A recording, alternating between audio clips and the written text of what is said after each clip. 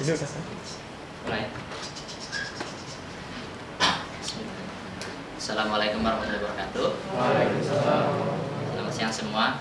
Perkenalkan, saya Alim Ahmad Syamsuddin. Dalam kesempatan kali ini, insya Allah saya akan menyampaikan mudah-mudahan berbagi sedikit ilmu kepada Anda semua mengenai salah satu proyek pengembangan aplikasi perangkat lunak, yaitu DSDM atau Dynamic System Development Method. Oke, langsung saja kita masuk ke dalam pembahasan mengenai apa itu DSDM.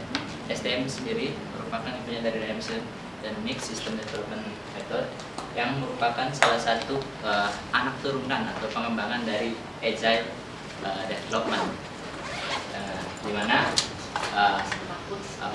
metode ini bersifat iteratif dan inkremental. Maksudnya dalam setiap tahap dalam DSDM ini, dalam setiap tahapnya ini dilakukan secara iteratif berulang, dan setiap iterasi itu nantinya akan menghasilkan suatu masukan baru terhadap iterasi selanjutnya, sehingga bisa dikatakan sebagai iteratif dan inkremental. Pada pendekatan sebelumnya dalam pengembangan suatu sistem aplikasi software, fokus utama dalam pengembangan aplikasi itu terdapat pada fitur apa yang akan nantinya tersedia dalam aplikasi yang akan dikembangkan. Namun pendekatan tersebut ternyata sering membuat kegagalan dalam pengembangan proses aplikasi. Oleh karenanya dilakukan pendekatan baru, yaitu DSDM proses ini yang lebih menekankan pada waktu, anggaran biaya yang tersedia, serta kualitas dari aplikasi yang diharapkan. Sehingga DSDM sendiri itu tujuannya adalah untuk menghasilkan suatu sistem software yang tepat waktu dan sesuai dengan anggaran yang tersedia. DSDM sendiri itu dibentuk awalnya pada DSDM Consortium yang dilaksanakan pada tahun 1994 di London oleh para developer, expertise, dan para vendor-vendor terkemuka mengenai software aplikasi. Dan hasil dari konsorsium tersebut pertama kali dipublikasikan pada tahun 1995 pada bulan Februari. Baik, berikut merupakan siklus hidup dari DSDM, terdiri dari 3 tahap proses, yaitu pre-project, project life cycle, dan project post-project. Oke, pada pre-project tujuannya adalah untuk mengidentifikasi kandidat-kandidat dari proyek apa yang akan dijalankan. Dalam suatu proyek pasti akan terdapat banyak hal-hal apa saja yang ingin dibuatkan sistemnya, gitu. Jadi diidentifikasi hal-hal terpenting apa saja yang nantinya akan dibuatkan sistemnya.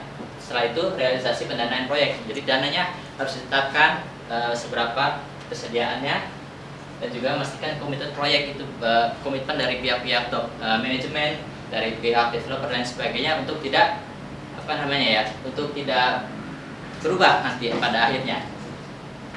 Oke, selanjutnya project life cycle itu sendiri terbagi menjadi 5 subbagian, yaitu feasibility study atau studi kelayakan dari aplikasi yang akan dibuat, business study atau studi mengenai proses bisnis dari perusahaan yang akan dibuatkan sistemnya, functional model iteration ini merupakan proses inti nantinya yang menjalankan berbagai kegiatan dalamnya, dan desain studi iterasi dan implementasi pada akhirnya.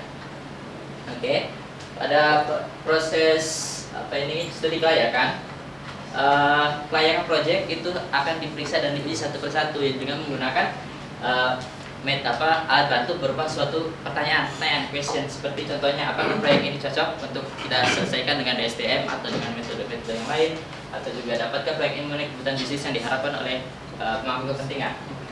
Adapun tools yang dapat digunakan dalam tahapan ini itu menggunakan workshop, di mana para pemangku kepentingan dan developer itu hadir bersama untuk mendiskusikan apa saja yang dibutuhkan dalam pengembangan nantinya. Terus pada bisnis tadi, di sini developer dan juga para pemangku kepentingan dan user sama-sama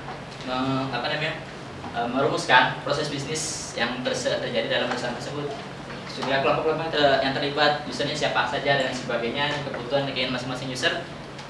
Terus oleh karena banyaknya kebutuhan masing-masing, itu pasti perlu dilakukan suatu prioritas. Jadi diurutkan masing-masing kebutuhannya untuk dipenuhi berdasarkan prioritas. Adapun toolsnya, workshop seperti biasa itu bertemu dan Moskow ini adalah untuk mengurutkan prioritasi keinginan masing-masing user, dan juga ada time box, di mana MOSCOW ini adalah singkatan dari maksud, kebutuhan. Jadi tiap kebutuhan dan keinginan dari user itu diurutkan berdasarkan dengan kepentingannya. Sandboxing ini adalah mecah atau bagian-bagian yang penting dalam suatu timeline tertentu, dengan anggaran dan waktunya yang sudah ditetapkan. Berikutnya ada functional iteration model iteration map. Dan di sini dibagi menjadi 4 tahap, yaitu identify functional prototype, as agree schedule, create functional prototype, dan review prototype. Di sini dalam identify itu akan ditetapkan fungsi apa yang akan dihasilkan dalam prototype yang biasanya kan nanti dalam iterasi selanjutnya. Setelah sudah diidentifikasi, disetujui kegiatan-kegiatannya kapan, waktunya, setelah itu dibuat fungsional prototype-nya. Terus setelah itu di-review prototype-nya untuk nanti diteruskan pada tahap design and build iteration. Pada tahap ini hampir sama dengan tahap sebelumnya. Ada 4 tahap, identify the prototype, review schedule, dan lain sebagainya. Prosesnya pun hampir sama dalam namun ini sudah mengimplementasikan dari desain fungsional pada tahap sebelumnya. Setelah semuanya sudah dilakukan, tentu diimplementasi, namun tidak sekedar implementasi, ada beberapa tahap yang harus dilalui dalam implementasi. Yang pertama user profile dan guidelines, bagaimana tanggapan user mengenai aplikasi yang sudah dibuat, dan juga melakukan pelatihan terhadap user karena user tidak semuanya terbiasa dengan aplikasi komputer. Setelah itu mengimplementasikan pada waktu dan tempat yang telah ditetapkan, dan juga mereview apakah aplikasi yang sudah dibuat ini sesuai dengan proses bisnis ataupun tujuan awal dari dibuatnya aplikasi ini. Setelah itu ada post project, memastikan sistem beroperasi dengan sempurna, efektif, dan sesuai kebutuhan usernya, dan dilakukan maintenance, extension, dan perbaikan terhadap sistem yang telah dibuat. Ya, mungkin sekian dari saya. Untuk lebih memperdalam mengenai DSTM, Anda sekalian bisa mengunjungi situs resminya, yaitu dsdm.org. Mungkin sekian, terima kasih. Semoga penyampaian saya ini dapat memberi manfaat pada Anda sekalian. Terima kasih.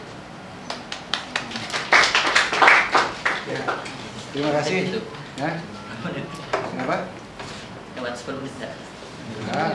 7 menit kok. Ya, catatan. Evaluasi maksudnya untuk perbaikan berikutnya.